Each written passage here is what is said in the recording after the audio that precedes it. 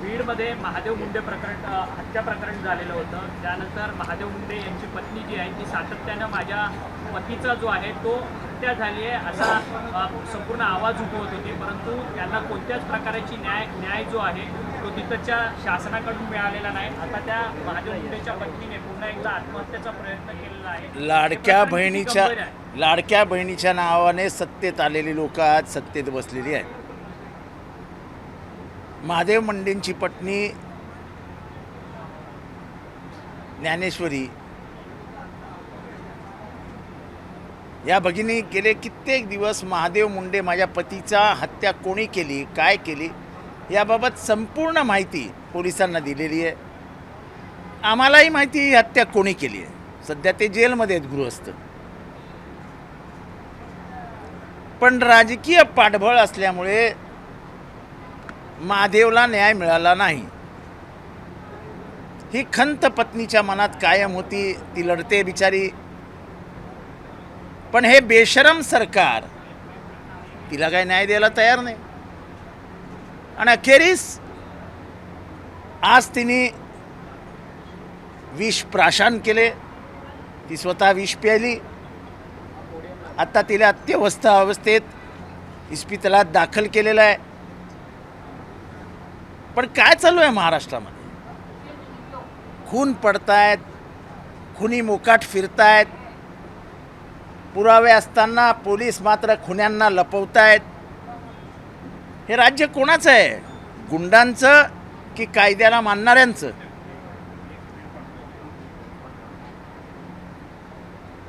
ज्ञानेश्वरी म्हणजे त्या महादेव मुंडेंचा खून कोणी केला हे अख्ख्या बीडला माहिती आहे. अख्ख्या बीडला मग संबंधित आरोपींना पकडण्यात पोलीस कचुराई का करतायत हा प्रश्न उभा राहतो.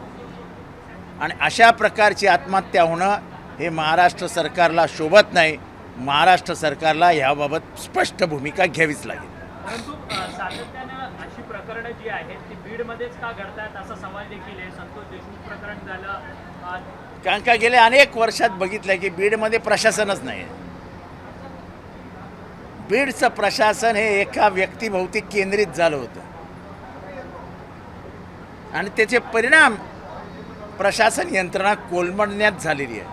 प्रशासन यंत्रणा संपूर्णतः कोलमडलेली आहे आणि अखेरीस त्याचा त्रास हा सर्वसामान्यांना होतो आणि तो आता दिसतो. परंतु महादेव मुंडे हे अचानक पद्धतीने गायब झालेले होते. नंतर त्यांना मारहाण करून त्यांचा शव सगळ्यांना सगळं माहिती आहे. खून कोणी केला, पैसे कोणी घेतले होते, पैसे मागायला केल्यानंतर त्यांना काय पद्धतीने वागवण्यात आलं. जर बायको तक्रार व्यवस्थित देते आणि नावं देते तर पोलिसांना अटक करायला काय होतंय? पोलीस का लपवत आहेत हा प्रश्न उभा राहतो ना. परंतु सर, संतोष देशमुख हत्या प्रकरण झाल्यानंतर तुम्ही बीडमध्ये गेलेला होता. मोठी रॅली झालेली होती. त्या सभेच्या मंचावरती तुम्ही एक पाडाच वाचलेला होता. जी लोक बीडमधनं गायब आहेत, ज्या लोकांची हत्या झाली आहे त्या सगळ्यांच्या संदर्भात बीडमधनं जेवढी लोक गायब झाली आहेत तेवढी लोक अख्ख्या महाराष्ट्रात गायब झालेली नाहीत.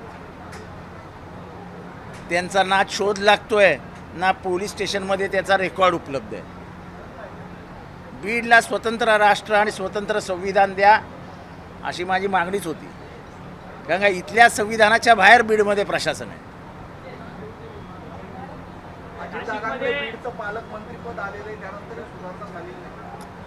महादेव मुंडेच्या पत्नीला न्याय का मिळाला नाही हे पालकमंत्र्यांनी उत्तर द्यावं. सर, सध्या राज्यभरामध्ये मोठा भडकंप माजलेला आहे हनी ट्रॅपमुळे. राज्यभरातले बडे नेते आणि बडे अधिकारी जे आहेत त्या सगळ्या हनी ट्रॅपच्या चंगुलमध्ये फसलेले असल्याची सध्या माहिती जी आहे ती उघडकीस होत असताना पाहायला मिळते. ठाणे क्राईम ब्रांचकडे 3 तक्रारी सुद्धा आहेत. नाही, या तक्रारींबद्दल मला काय माहीत नाही.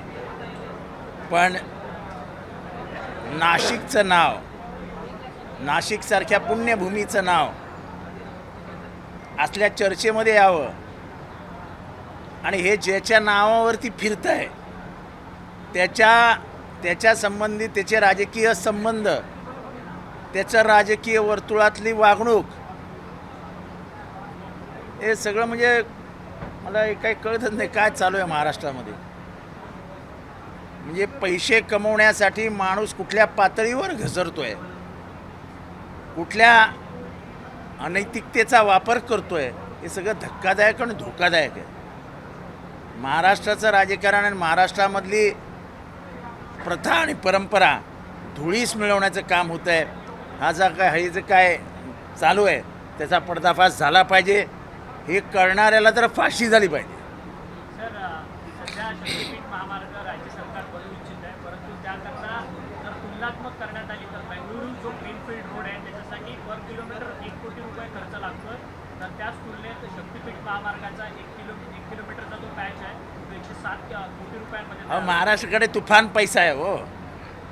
तुम्हाला माहीत नाही का? शक्तीपीठमध्ये आतमध्ये सोनं टाकणार आहेत. काय बोलता हो तुम्ही? जगातला पहिला रस्ता असणार आहे शक्तीपीठचा, की ते आतमध्ये सोनं टाकून रस्ता बनवणार आहे. म्हणजे तुम्ही सोन्यावर न जातात असा भास महाराष्ट्राला निर्माण करण्याचा या सरकारचा प्रयत्न आहे. आणि म्हणून ग्रीनफील्डमध्ये 1 कोटी आणि शक्तीपीठला 107 कोटी. धन्यवाद.